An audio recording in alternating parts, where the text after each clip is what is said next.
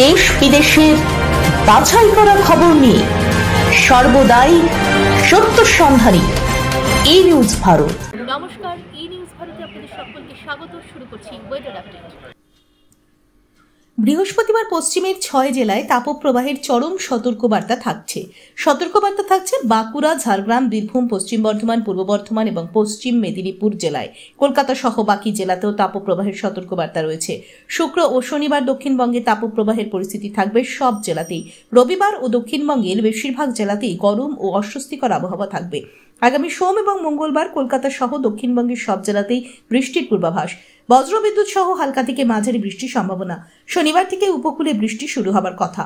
রবিবার পূর্ব মেদিনীপুর, উত্তর ও দক্ষিণ 24 পরগনা, নদিয়া, মুর্শিদাবাদ, বীরভূম এই 6 জেলায় বজ্রবিদ্যুৎ সহ হালকা থেকে মাঝারি বৃষ্টির সম্ভাবনা রয়েছে।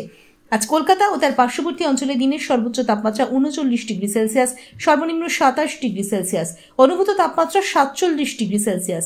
বাতাসে আপেক্ষিক আর্দ্রতার পরিমাণ 53%। ব্যুরো রিপোর্ট, ই নিউজ ভারত।